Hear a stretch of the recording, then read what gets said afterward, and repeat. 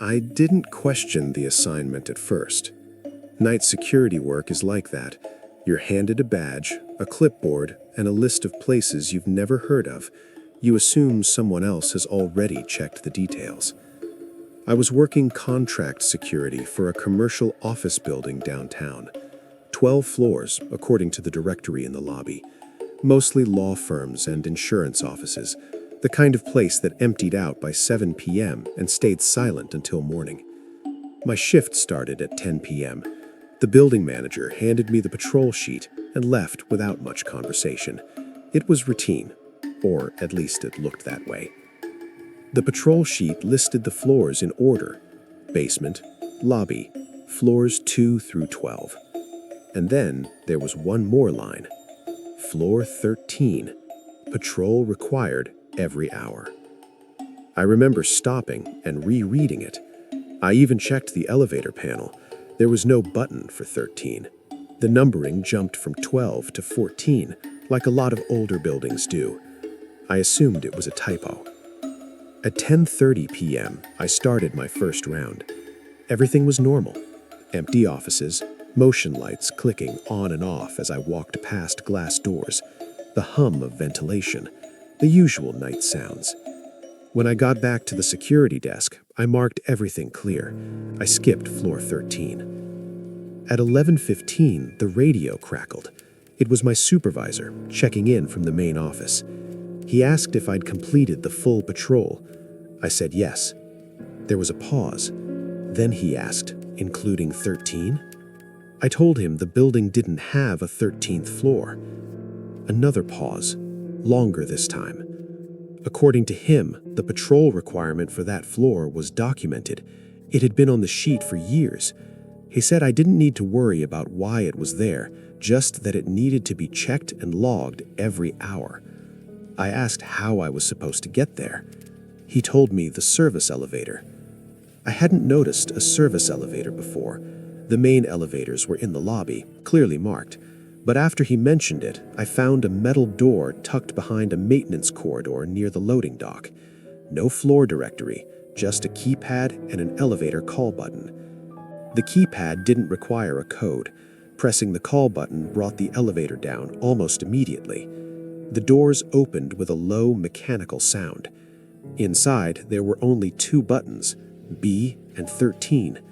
No emergency phone, no inspection certificate, no mirrors. I stood there for a full minute before pressing the button. The ride up was longer than it should have been. I counted the seconds out of habit. It felt closer to a 10-story ascent than 1. When the doors opened, I expected unfinished concrete or storage space. That's usually what hidden service floors are. Instead, it looked like an office floor that had been abandoned mid-use. Carpet, fluorescent lights, cubicles. Everything was dim, like the lights were running at half power. Some desks still had papers on them. Calendars on the walls stopped at dates from years ago. There were no windows. I walked the perimeter slowly, radio on, flashlight out. My footsteps sounded dull, like the carpet was thicker than normal. The air felt stale but not dusty, as if people had left recently but not recently enough. Every desk had a nameplate. Most of the names were unfamiliar, but one stopped me. It was my supervisor's name. Same spelling, same last name, no middle initial, but close enough that it made my stomach tighten. I checked my watch. The patrol had already lasted longer than expected. At the far end of the floor, I found a glass-walled office. Inside was a desk, a chair, and a filing cabinet. On the desk sat a clipboard. It looked identical to the one I carried. The top page was a patrol log. Dates filled the page. Every night, every hour. Initials in neat handwriting. Some of the initials matched guards I recognized, others didn't. The most recent entry was blank. I initialed it mostly out of habit and noted the time. As soon as the pen left the paper, the overhead lights flickered. The radio on my shoulder hissed with static. No voices, just a low, steady sound. I left immediately. The elevator doors were already open when I reached them, even though I hadn't called it. On the ride down, I noticed something I hadn't before. Beneath the 13 button, scratched into the metal, were dozens of small marks, like tally marks, some grouped in 5s, others not. Back at the desk, I logged the patrol complete. I didn't mention the nameplate or the clipboard. At midnight, the patrol sheet still listed floor 13 as overdue. I refreshed the page, thinking it might update digitally. It didn't. I called my supervisor again. He sounded distracted, tired. He told me I needed to do the patrol every hour, no exceptions. According to records, gaps in the log led to incidents. I asked what kind. He said they were documented as unexplained events. That's all he was authorized to say. The second visit was different. Some of the cubicles were empty now, not cleared out, just gone. Carpet continued where walls should have been, like the layout had been erased. The nameplates were fewer. The one with my supervisor's name was still there. In the glass-walled office, the clipboard had a new entry above mine, initials I didn't recognize, time-stamped 5 minutes after I had left the first time. That didn't make sense.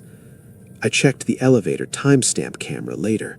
According to the system, I hadn't returned to the lobby until nearly 20 minutes after that time, but I remembered leaving immediately. On the third patrol, around 2 a.m., I heard movement. Not footsteps, more like chairs rolling slowly, papers shifting. I called out, identifying myself. No response. One of the cubicles had a light on now. Inside, a desk lamp illuminated a stack of files, all labeled with floor numbers: basement, lobby, floors 2 through 12, and then floor 13. The files inside were thinner, mostly incident reports, missing equipment, unaccounted personnel, notes about temporary assignment. One report listed a guard by name. It was mine, dated 3 months earlier. I didn't stay long enough to read more. By the fourth patrol, I tried to refuse. I told my supervisor I wasn't going back up there. He didn't argue. He just asked if I remembered applying for the job. I did. He asked if I remembered the interview location. I didn't. He said, according to archived paperwork, all interviews for that contract took place on floor 13.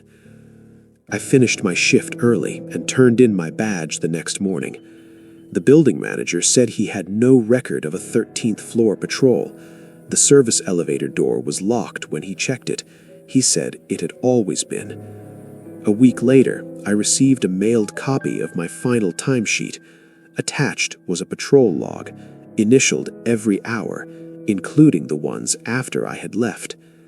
The last entry was shaky, almost unreadable, but it was still my handwriting. According to records, the patrol requirement is still active. They haven't removed it. They've just stopped assigning guards who ask too many questions. Sometimes when I pass that building at night, I notice one floor where the lights don't match the others. There's no number for it, but it's always lit.